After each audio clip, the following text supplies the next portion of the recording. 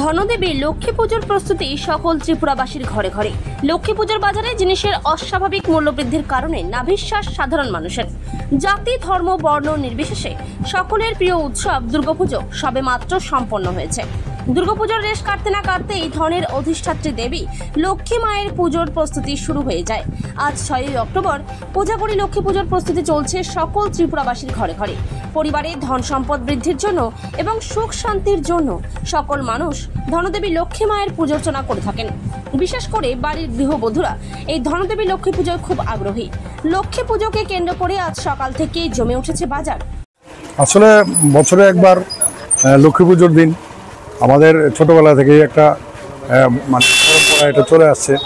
সেই দিনে বিশেষ করে বাচ্চা ছেলে মেয়েদের বাজি পোড়ানোর একটা অভ্যাস থাকে, কিন্তু শব্দ দূষণ থেকে মুক্ত থাকতে আমরা বড় বাজি কখনোই আমরা ব্যবহার করি না, ছোটো বাজি ইউজ করি। তার জন্য বাচ্চাদের জন্য নিচ্ছি আর কি, এই তারাবাজি, টুবিবাজি এরকম। রেট রিজনেবল, এখানে রিজনেবল রেট, সেরকম বেশি নয়। এবার ভালোই লাগছে। তোমার লক্ষ্মী পুজো উপলক্ষে ভালো ভালো বাজি উঠছে, নতুন কোয়ালিটির মাল আছে, সুন্দর বাজি, সাউন্ড বাজি বাদ দিয়া সব রকমের বাজি আছে।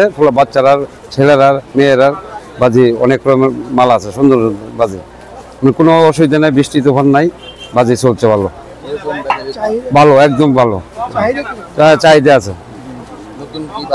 হ্যাঁ আছে, সব বাজি আছে, প্লেন বাজি আছে, কেরা আছে, তুবড়ি আছে, অনেক রকমের বাজি এবার উঠছে, ভালো বাজি হচ্ছে, শব্দ ছাড়া, সব শব্দ ছাড়া, শব্দ ছাড়া।